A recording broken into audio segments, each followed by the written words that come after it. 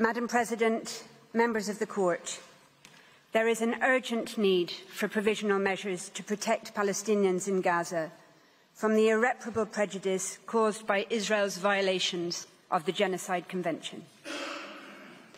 The United Nations Secretary-General and its chiefs describe the situation in Gaza variously as a crisis of humanity, a living hell, a bloodbath, a situation of utter deepening and unmatched horror, where an entire population is besieged and under attack, denied access to the essentials for survival on a massive scale. As the United Nations Under-Secretary-General for Humanitarian Affairs stated last Friday, and I quote, "Gaza has become a place of death and despair. Families are sleeping in the open as temperatures plummet. Areas where civilians were told to relocate for their safety have come under relentless bombardment. Medical facilities are under relentless attack. The few hospitals that are partially functional are overwhelmed with trauma cases, critically short of all supplies, and inundated by desperate people seeking safety. A public health disaster is unfolding. Infectious diseases are spreading in overcrowded shelters as sewers spill over. Some 180 women are giving birth daily amidst this chaos. People are facing the highest levels of food insecurity ever recorded. Famine is around the corner. For children in particular, the last 12 weeks have been traumatic. No food, no water, no school, nothing but the terrifying sounds of war, day in and day out. Gaza has simply become uninhabitable. Its people are witnessing daily threats to their very existence, while the world watches on." End quote. The Court has heard of the horrific death toll and of the more than 7,000 Palestinian men, women and children reported missing, presumed dead or dying slow, excruciating deaths trapped under the rubble. Reports of field executions and torture and ill-treatment are mounting, as are images of decomposing bodies of Palestinian men, women and children left unburied where they were killed, some being picked upon by animals. It is becoming ever clearer that huge swathes of Gaza, entire towns, villages, refugee camps, are being wiped from the map. As you have heard, but it bears repeating, according to the World Food Programme, 4 out of 5 people in the world in famine or a catastrophic type of hunger are in Gaza right now. Indeed, experts warn that deaths from starvation and disease risk significantly outstripping deaths from bombings. The daily statistics stand as clear evidence of the urgency and of the irreparable prejudice. On the basis of the current figures, on average, 247 Palestinians are being killed and are at risk of being killed each day, many of them literally blown to pieces.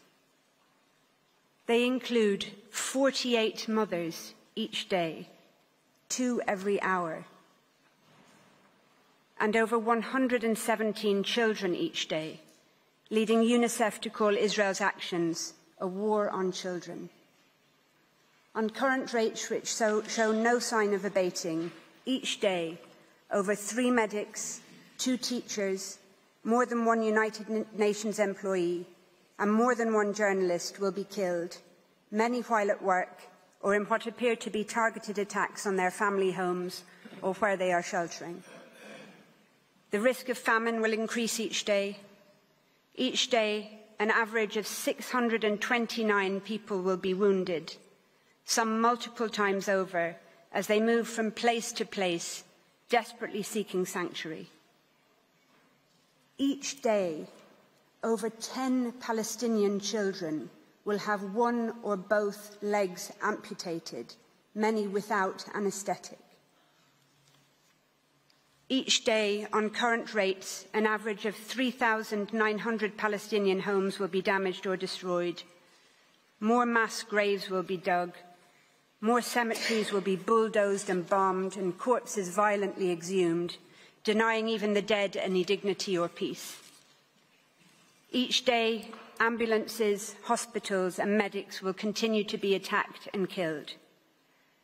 The first responders who have spent 3 months without international assistance, trying to dig families out of the rubble with their bare hands, will continue to be targeted. On current figures, one will be killed almost every second day, sometimes in attacks launched against those attending the scene to rescue the wounded. Each day, yet more desperate people will be forced to relocate from where they are sheltering, or will be bombed in places where they have been told to evacuate to. Entire multi-generational families will be obliterated, and yet more Palestinian children will become WCNSF, Wounded Child, No Surviving Family, the terrible new acronym born out of Israel's genocidal assault on the Palestinian population in Gaza. There is an urgent need for provisional measures to prevent imminent, irreparable prejudice to the rights in issue in this case. There could not be a clearer or more compelling case. In the words of the Commissioner General of the United Nations Relief and Works Agency, there must be an end to the decimation of Gaza and of its people. Turning to the Court's case law, as the Court has recently reaffirmed, and I quote, "The condition of urgency is met when acts susceptible of causing irreparable prejudice can occur at any moment before the Court makes a final decision on the case." End quote.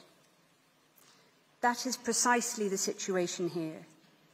Any of those matters to which I have referred can and are occurring at any moment. United Nations Security Council resolutions demanding, quote, "the immediate, safe, unhindered delivery of humanitarian assistance at scale throughout Gaza and full, rapid, safe and unhindered humanitarian access," end quote, remain unimplemented. United Nations General Assembly resolutions calling for a humanitarian ceasefire have been ignored. The situation could not be more urgent. Since these proceedings were initiated on the 29th of December 2023 alone, an estimated over 1,703 Palestinians have been killed in Gaza and over 3,252 injured. As to the criterion of irreparable prejudice, for decades now, the Court has repeatedly found it to be satisfied in situations where serious risks arise to human life or to other fundamental rights. In the cases of Georgia, Russia and Armenia, Azerbaijan, the Court ordered provisional measures, having found a serious risk of irreparable prejudice where hundreds of thousands of people had been forced from their homes. In ordering provisional measures in the latter case, the Court noted the context of, I quote, "the long-standing exposure of the population to a situation of vulnerability, including hindrances to the importation of essential goods, causing shortages of food, medicine and other life-saving medical supplies," end quote. In Gaza, as you have heard, nearly 2 million people, over 85% of the population, have been repeatedly forced to flee their homes and shelters, not just once or twice, but some 3, 4 or more times over, into shrinking slivers of land where they continue to be bombed and killed. This is a population that Israel had already made vulnerable through 16 years of military blockade and crippling de-development. Today, Israel's hindrances to the import of food and essential items have brought Gaza to the brink of famine, with adults, mothers, fathers, grandparents regularly foregoing food for the day so that children can eat at least something. Medicine shortages and the lack of medical treatment, clean water and electricity are so great that large numbers of Palestinians are dying or are at imminent risk of dying preventable deaths. Cancer and other services have long shut down. Women are undergoing caesarean sections without anaesthetic in barely functioning hospitals, described as scenes from a horror movie, with many undergoing otherwise unnecessary hysterectomies in an attempt to save their lives. In the Canada-Syria torture case, the court made clear that, I quote, individuals subject to torture and other acts of cruel, inhuman or degrading treatment or punishment are at serious risk of irreparable prejudice. Well, Palestinians in Gaza are also at risk of such irreparable prejudice, with videos of Palestinian boys and men rounded up and stripped and degraded broadcast to the world, alongside footage of serious bodily harm and accounts of serious mental harm and humiliation.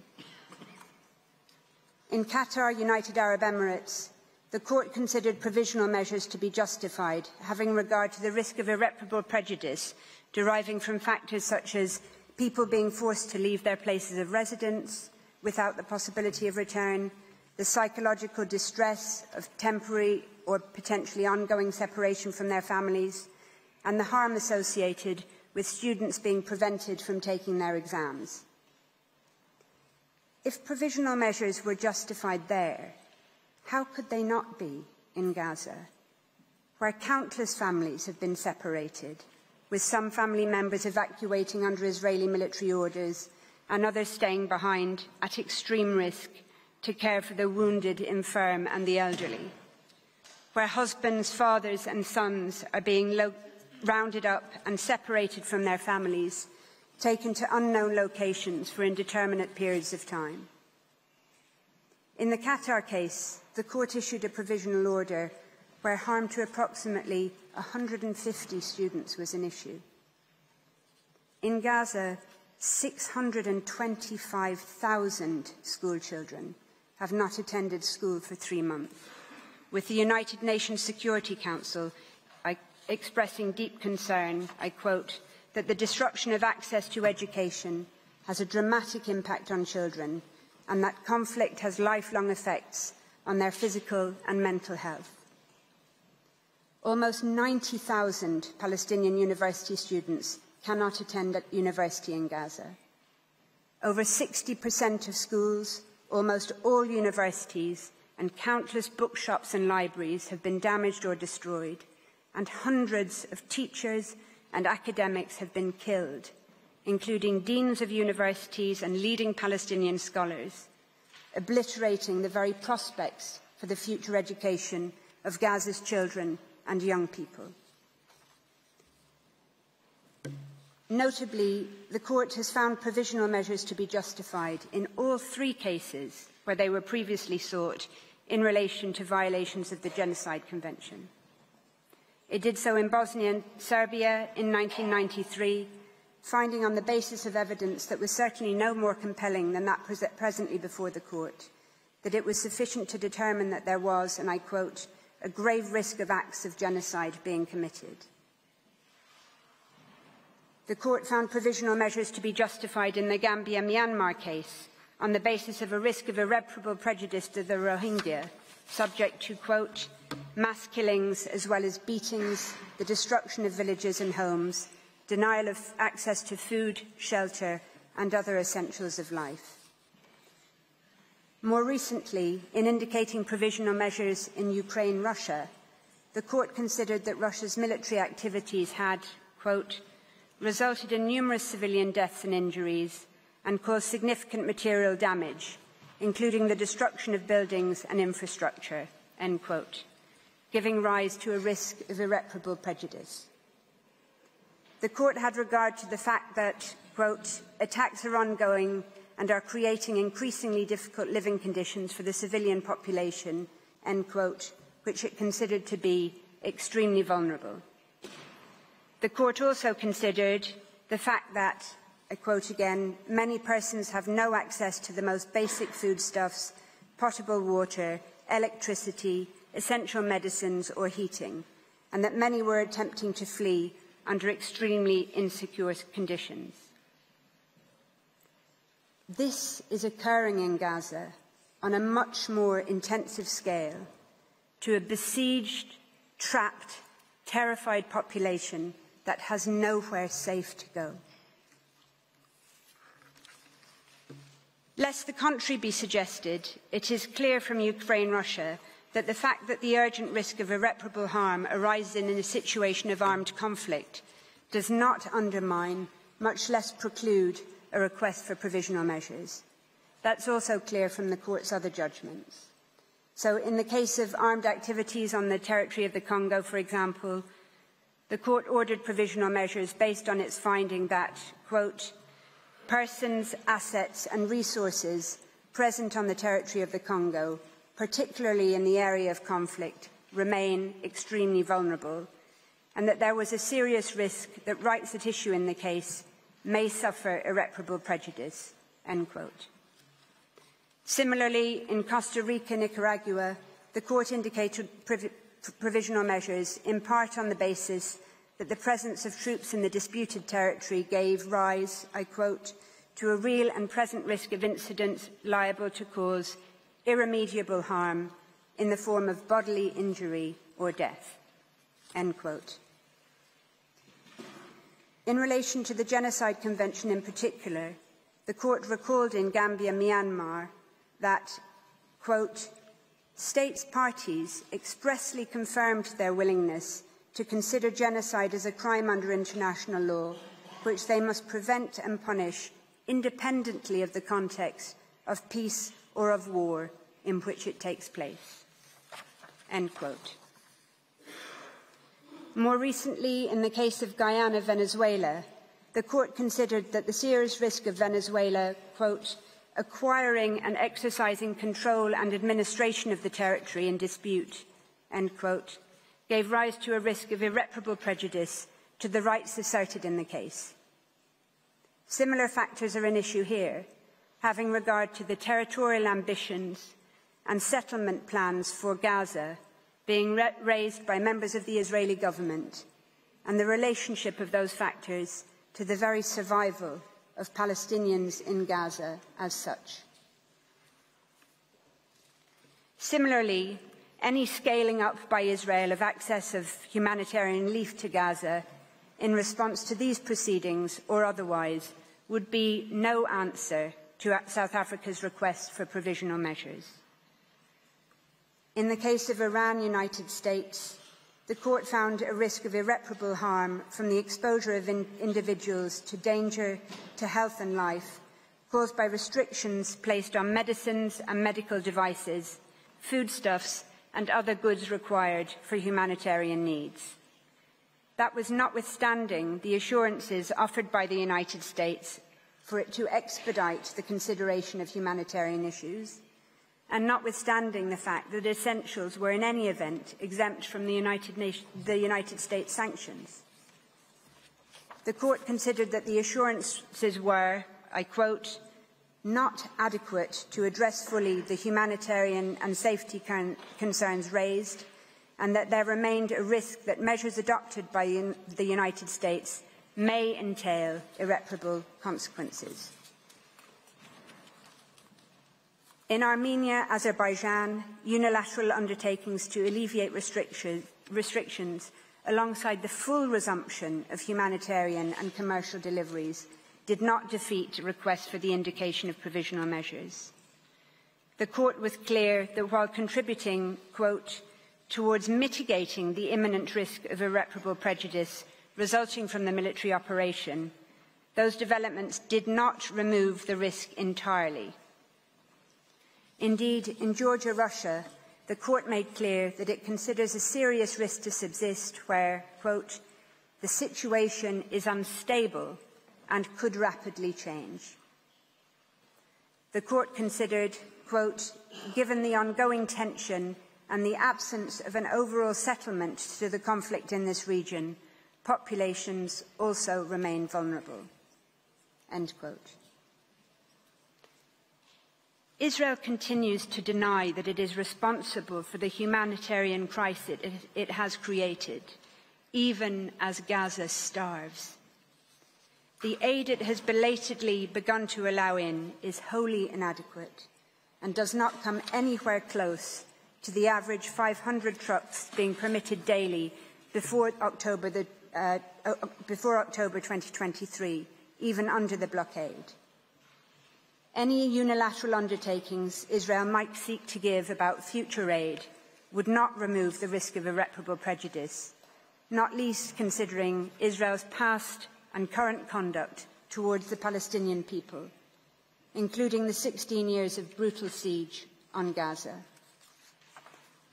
In any event, as the United Nations Secretary-General has made absolutely clear, it is a mistake to measure, quote, the effectiveness of the humanitarian operation in Gaza based on the number of trucks allowed in. As he stressed, I quote, the real problem is that the way Israel is conducting this offensive means that the conditions for the effective delivery of humanitarian aid no longer exist. That would require security, staff who can work in safety, logistical capacity, and the resumption of commercial activity. It requires electricity and steady communications. All of these remain absent, end quote. Indeed, only shortly after Israel opened the Kerem Shalom crossing to goods in late December 2023, it was struck in a drone attack, killing 5 Palestinians and leading to another temporary closure. Nowhere and nobody is safe. As the United Nations Secretary-General and all its chiefs have made clear, without a halt to Israel's military operations, crossings, aid convoys and humanitarian workers, like everyone and everything else in Gaza, remain at imminent risk of further irreparable prejudice. An unprecedented 148 United Nations staff have been killed to date. Without a halt to Israel's military activity in Gaza, there will be no end to the extreme situation facing Palestinian civilians. Madam President, members of the Court, if the indication of provisional measures was justified on the facts in those cases I have cited, how could it not be here, in a situation of much greater severity, where the imminent risk of irreparable harm is so much greater? How could they not be justified in a situation that humanitarian veterans from crises spanning as far back as the killing fields of Cambodia, people who, in the words of the United Nations Secretary-General, have seen everything, if they say it is so utterly unprecedented that they are out of words to describe it? It would be a complete departure from the long and established line of jurisprudence that this Court has firmly established and recently reconfirmed for the Court not to order provisional measures in this case. The imminent risk of death, harm and destruction that Palestinians in Gaza face today and that they risk every day during the pendency of these proceedings, on any view justifies, indeed compels, the indication of provisional measures. Some might say that the very reputation of international law, its ability and willingness to bind and to protect all peoples equally, hangs in the balance. But the Genocide Convention is about much more than legal precedent. It is also fundamentally about the confirmation and endorsement of elementary principles of morality. The Court recalled the 1946 General Assembly resolution on the crime of genocide, which made clear that, I quote, "Genocide is a denial of the right of existence of entire human groups, as homicide is the denial of the right to live of individual human beings. Such denial of the right of existence shocks the conscience of mankind, results in great losses to humanity, in the form of cultural and other contributions represented by these human groups, and is contrary to moral law and to the spirit and aims of the United Nations." End quote. Notwithstanding the Genocide Convention's recognition of the need to rid the world of the odious scourge of genocide, the international community has repeatedly failed. It failed the people of Rwanda. It had failed the Bosnian people and the Rohingya, prompting this court to take action. It failed again by ignoring the early warnings of the grave risk of genocide to the Palestinian people, sounded by international experts since 19th of October of last year. The international community continues to fail the Palestinian people, despite the overt, dehumanizing, genocidal rhetoric by Israeli governmental and military officials, matched by the Israeli army's actions on the ground. Despite the horror of the genocide against the Palestinian people being live-streamed from Gaza to our mobile phones, computers and television screens, the first genocide in history where its victims are broadcasting their own destruction in real time in the desperate, so far vain hope that the world might do something. Gaza represents nothing short of a moral failure, as described by the usually circumspect International Committee of the Red Cross. As underscored by United Nations chiefs, that failure has, I quote, repercussions not just for the people of Gaza, but for the generations to come who will never forget these over 90 days of hell and assaults on the most basic precepts of humanity. As stated by a United Nations spokesperson in Gaza last week, at the site of a hospital clearly marked with the symbol of the Red Crescent, where 5 Palestinians, including a 5-day-old baby, had just been killed. The world should be absolutely horrified. The world should be absolutely outraged. There is no safe space in Gaza, and the world should be ashamed. Madam President, members of the Court, in conclusion, I share with you 2 photographs. The first is of a whiteboard at a hospital in northern Gaza, one of the many Palestinian hospitals targeted, besieged and bombed by Israel over the course of the past 3 brutal months.